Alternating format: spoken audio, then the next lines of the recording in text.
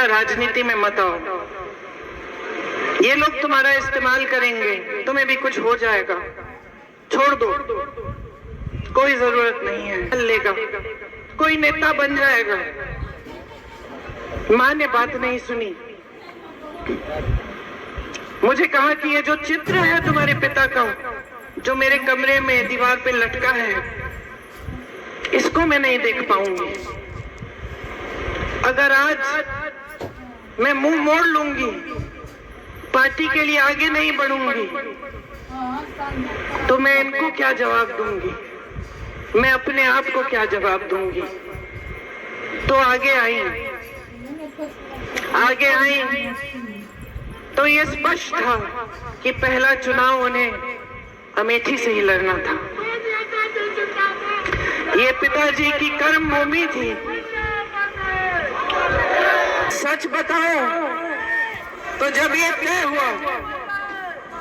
तय हुआ कि वो चुनाव लड़ेंगी अमेठी से, तो एक शाम को उन्होंने मुझसे कहा, प्रियंका कैसे करूंगी, मैं तो कभी चुनाव लड़ी नहीं हूं। पलक नहीं झपकाई मैंने कहा, माँ ये चुनाव मैं आपको लड़के दूंगी, आप आओ मत अमेठी, मैं अमेठी को संभालूंगी।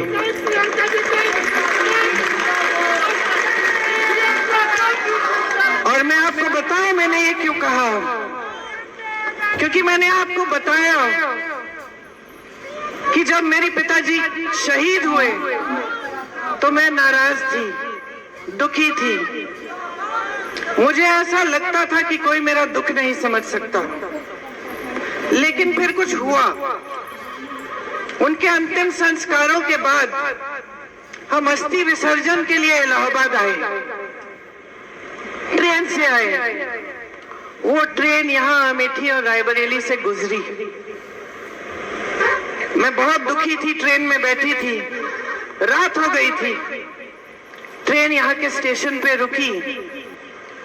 मुझे आज तक वो क्षण याद है।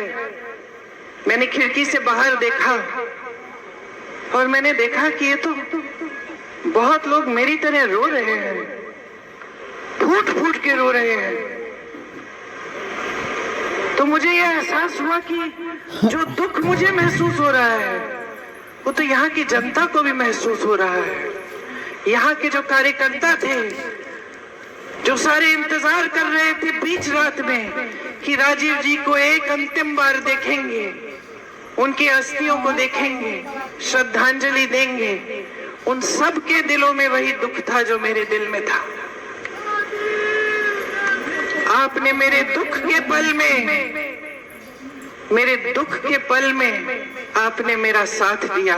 मैं समझी कि मैं अकेली नहीं हूं इस दुनिया में, कि सिर्फ मुझे दुख नहीं हो रहा है, मेरे परिवार को दुख नहीं हो रहा है, सिर्फ मेरी माँ टूटी नहीं है, मेरे भाई नहीं टूटे हैं, लेकिन अमेठी की जनता मेरे साथ रो रही है, क्योंकि उनका भी भाई, उनका बेटा चले गया। इसीलिए जब माँ ने कहा कि अमेठी से चुनाव लड़ेंगी, तो बगैर हिचकिचाए मैंने कहा मैं लड़वाऊंगी, क्योंकि मैं जानती थी कि जब मैं यहाँ चुनाव लड़वाने आऊंगी तो मैं अपने परिवार के बीच आऊंगी।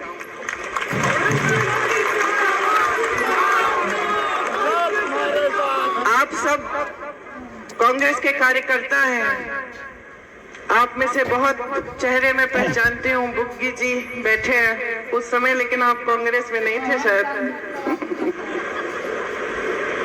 आ गए उसके बाद, वापस आ गए उसके बाद। बहुत चेहरे में पहचान रही हूँ। आपको याद है किन परिस्थितियों में हमने वो चुनाव लड़ा। मैं आई, आज मेरा बेटा 24 साल का है, उस समय मैं शायद 28 साल की थी। उसको देखती हूँ और कभी कभी यकीन नहीं आता कि लगभग उसी की उम्र में मैं पहला चुनाव लड़ने के लिए यहाँ पहुंची। उस समय कैप्टन शर्मा सांसद थे। उन्होंने मुझे कहा, ये लो प्रियंका, मैं तुम्हें एक हीरा दे रहा हूँ। और उनके साथ किशोरीलाल शर्मा खड़े थे। उन्होंने उन्होंने मुझे ये शब्द कहे, याद रखना ये आदमी वफादार रहेगा, और याद रखना जैसे ये काम करके दिखाएगा तुम्हें बहुत कम लोग मिलेंगे। किशोरी भैया ने और मैंने किन परिस्थितियों में वो चुनाव लड़ा आप सब जानते हैं, मेरे ख्याल से जो बुजुर्ग हैं वो जानते हैं। केंद्र में भाजपा की सरकार थी, प्रदेश में भाजपा की सरकार थी, कल्याण सिंह जी मुख्यमंत्री थे उस समय। यहाँ कोई संगठन के नाम की चीज ही नहीं थी। बहुत साल हो गए थे पिताजी के समय से, लोग थे, कार्यकर्ता थे जो उनसे जिनका लगाव था पिताजी के साथ, जिन्होंने काम किया था उनके साथ, लेकिन संगठन नहीं बना था। रात रात को हम संगठन बनाते थे, ब्लॉक की कमेटियां, ब्लॉक के अध्यक्ष चुनते थे, साथ में बैठकर सबसे पूछ के कि किसको अध्यक्ष बनना चाहिए, और दिन में हम दौरा करते थे, पूरा दिन काम करते थे, पूरी रात काम करते थे। उस समय मशीनें नहीं थी, ये बात होती थी कि कोई बक्से चुरा लेगा, वो सब इंतजाम करना था, बड़ा चुनाव था, सम्मान की बात थी, लेकिन हम पूरी जीत जान से लड़े। और आज भी जो हमारे साथ वो लड़ाई लड़े, जो यहाँ पे मेरे साथी बैठे हुए हैं, आपको याद होगा कि भीषण परिस्थितियों में लड़े, 3 लाख वोटों से जिता के लाए सोनिया जी को, रात रात तक काम किया, आंसू बहाए, कभी कभी हंसे, पीछे नहीं हटे काम करने से, एक सेना बनकर एक साथ लड़े, और तब से एक नया सिलसिला हमने कायम किया।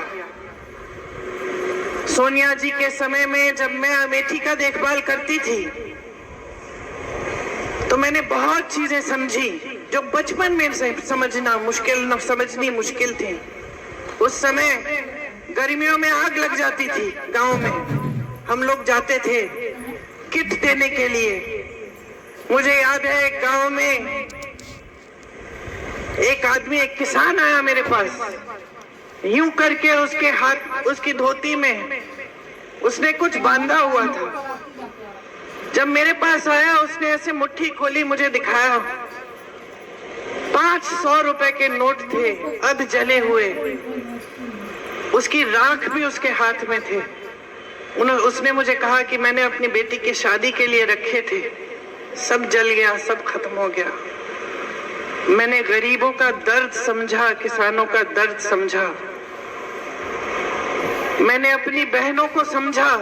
जब मैं उनके बीच में घूमी और मैंने देखा कि किस तरह के संघर्ष कर रही हैं, किस तरह अपने बच्चों की परवरिश कर रही हैं। मेरी प्यारी बहन यहाँ खड़ी है, तुम्हारी कहानी याद है मुझे। तुमने पढ़ाई नहीं की थी, 8वीं तक शायद पढ़ाई की थी। तुम्हारी इच्छा थी कि तुम्हारी बच्ची बड़ी होकर पढ़ाई कराओगी अपनी बच्ची को, लेकिन तुम्हारे ससुर जी नहीं माने। सही है, ससुर जी नहीं माने तो चुपचाप से, सुनिए, चुपचाप से घर पे फॉल सिलने का काम किया, और जब कोई देख नहीं रहा था तो जाके वो फॉल दुकान में ले जाती थी और वो उससे थोड़ी सी कमाई कर लेती थी, किसी को बताया नहीं। जब परिवार ने कहा कि बेटी को नहीं पढ़ा सकते, रो मत, बहुत हिम्मत वाली हो, बहुत हिम्मत वाली हो, तुम्हारी हिम्मत ने मुझे हिम्मत दी है।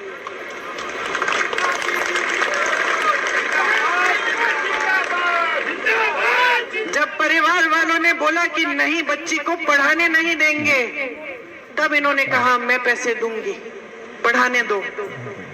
आज बच्ची क्या कर रही है? बीए पास है ना? देखो इनका संघर्ष क्या था। इधर आ जाओ, मंच पे आ जाओ।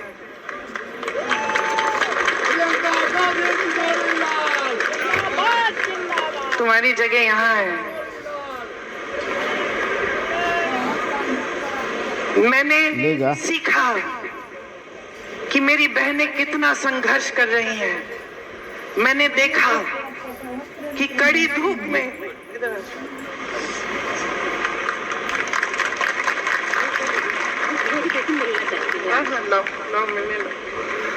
मैंने देखा कि कड़ी धूप में यहाँ का किसान कितनी मेहनत कर रहा है, हर संघर्ष का सामना कर रहा है, कमाने की कोशिश कर रहा है।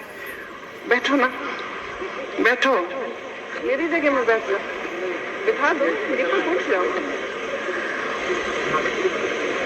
कि कितना संघर्ष कर रहा है, कितनी मेहनत करता है सिर्फ अपने बच्चे को पढ़ाने के लिए, ताकि बच्चे का भविष्य मजबूत हो पाए। मैंने देखा कि यहाँ के गांव-गांव में मेरे पिताजी, मेरे परिवार के प्रति कितनी श्रद्धा है। रात रात तक हम यहाँ के रास्तों से गुजरते थे तो लालटेन लेकर बुजुर्ग लोग हमारा इंतजार करते थे। कभी कभी मेरा चेहरा देख के रो पड़ते थे कि राजीव भैया की बेटी आई है। मैं समझी कि जनता की श्रद्धा का क्या मतलब होता है, कि उसका आदर करना चाहिए। मैंने देखा कि किस तरह से मेरी माताजी जब आई कैंप में जाकर बच्चों की आंखों में बूंद डालती थी, दवाई डालती थी, तो किस तरह से उनकी माताएं खुश होती थी। बेवाओं को देखा जब हम लोग कैंप लगाते थे, कितनी गरीबी में रहते थे और हम पेंशन देते थे। उस समय पेंशन मिलता था, बेवा पेंशन कहते थे उसको। मैं समझी कि कितना संघर्ष था आपके जीवन में और कैसा रिश्ता था आपके बीच, मेरे परिवार के बीच, कि ये राजनीतिक रिश्ता नहीं था, एक प्रेम का रिश्ता था, श्रद्धा का रिश्ता था, सत्य का रिश्ता था। फिर भाई यहाँ आए, उनका भी चुनाव लड़वाया, सांसद बने, आपके लिए खूब काम किए। जहां जहां विकास ला पाए विकास। ये हमारी सभ्यता ही अलग थी, हमारी समझ ही अलग थी। हमें सिखाया गया था कि जनता के सामने झूठ मत बोलो, हमें सिखाया गया था कि जनता का आदर करो, हमें सिखाया गया था कि जनता सर्वोपरि है। और हम अपनी आंखों के सामने देख रहे थे कि एक नई राजनीति उभर रही है जो जनता के जज्बातों का इस्तेमाल कर रही है, सत्ता बटोरने के लिए जनता को गुमराह कर रही है। यहाँ अमेठी में आए ये लोग क्या समझेंगे, स्मृति जी क्या समझेंगी? ये तो यहाँ पे आपके लिए थोड़ी आई, ये तो राहुल जी को हराने के लिए आई, ये राहुल जी से लड़ने के लिए आई।